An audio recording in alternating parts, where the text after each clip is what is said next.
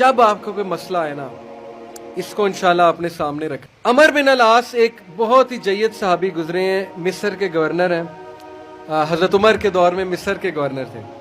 तो अमर बिन अल-आस से एक सहाबी कहता है, जब वो गवर्नर हैं रसूलुल्लाह सल्लल्लाहु अलैहि वसल्लम की, जाहिर है इस दुनिया से पर्दा फरमाने के बाद अमर बिन अल-आस जब गवर्नर बने हजरत उमर के दौर में, तो अमर बिन अल-आस से एक सहाबी ने कहा कि मैंने नबी सल्लल्लाहु अलैहि वसल्लम से सुना है कि रूमी क़यामत के नज़दीक गलबा पा जाएंगे, और आज ऐसे ही रूमी से मुराद ये क्रिश्चियन है।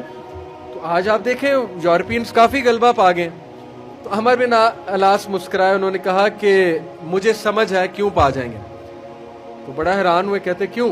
कहते मैंने इन पे हुकूमत की है, मैं आपको इनकी 5 बातें बताता हूँ, मैं आपको इनकी 5 खसूसियात बताता हूँ जिसकी वजह से गलबा पा जाएंगे। ये उनका व्यू है अमर बिन अल-आस का कि दैट्स वाई ये लोग गलबा पा जाएंगे क़यामत वाले दिन। उन्होंने कहा क्या इनमें 5 खसूसियात है, आपने हुकूमत की है इन पे।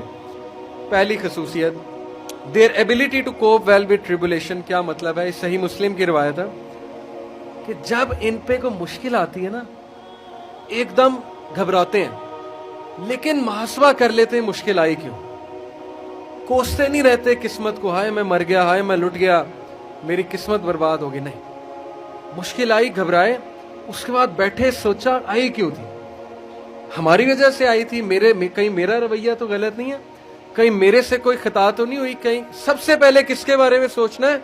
अपने बारे में, कि यार मेरी क्या गलती थी, मेरी, ये सबसे पहले उंगली इधर होनी चाहिए, उसके बाद उंगली वहां होनी चाहिए। अच्छा हालात में तो नहीं कोई मसला, मेरी स्ट्रेटेजी तो कोई गलत नहीं थी, कहीं किसी को मैंने गलत दोस्त तो नहीं बना लिया, कहीं मैंने जिंदगी में कोई गलत राजदान तो नहीं बना लिया, वगैरह वगैरह। सबसे पहले उंगली अपनी तरफ, उसके बाद सोचना है बाएं। तो सबसे पहली क्वालिटी कि जब मुश्किल मुसीबत आती तो सोचते हैं कि यार ये आई क्यों। Their ability to recover quickly after a disaster. और जब ठोकर पड़ती है तो रिकवरी जल्दी है, रिकवर हो जाते हैं, रिकवरी जल्दी है। यानी मैं आपको मिसाल देता हूं, इंटरव्यू में कोई फेल हो गया, मिसाल है, नहीं हुआ उसका टेस्ट पास।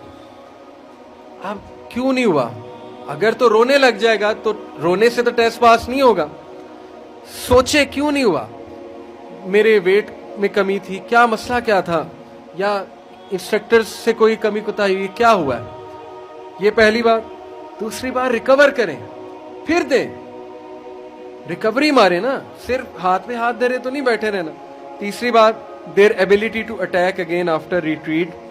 जब मैदान जंग से भाग जाते हैं, खड़े नहीं रहते बेवकूफ़ों की तरह, भाग जाते हैं, जब मार्के में देखें नुकसान हो रहा है भाग जाते हैं। ये भी अक्लमंदी है, यकीन करें, इसमें कोई वो नहीं है कि बंदा डरपोक हो गया। जब नजर आ रहा है कि वेपन्स की ज्यादा जरूरत है ये वो, तो सलाहुद्दीन अय्यूबी ने भी ये किया था, पता है आपको? सलाहुद्दीन अय्यूबी लड़ने चले गए तो क्रिश्चियन किंग आया, उसने कहा जी कि अभी पलट जाओ नहीं तो सब मारे जाएंगे। तो सलाहुद्दीन अय्यूबी ने सोचा, इर्द गिर्द जायजा लिया, कहते ठीक है।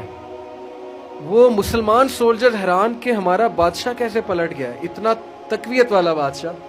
तो एक शख्स लड़ने आ गया, कहता कि ये क्या आपने पलटा लिया सबको, हम जेरूसलम फतह करने गए थे। तो खुदा ऐसे लोगों को जो है वो विक्ट्री नहीं देता। उसने बड़ी सख्त बात कर दी।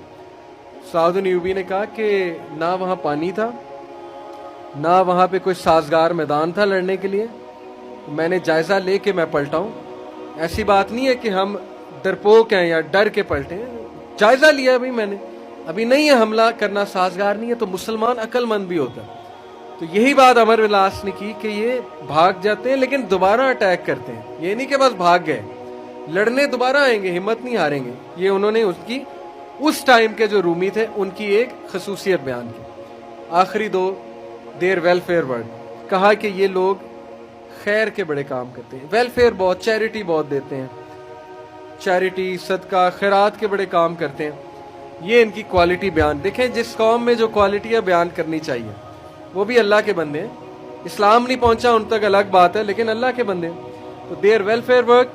Last, their ability to resist injustice. ये बड़ी खूबसूरत बात है कि ना इंसाफी ज्यादा देर बर्दाश्त नहीं करते हैं। आज भी मैं आपको बता रहा हूँ, रोडों पे निकल आते हैं,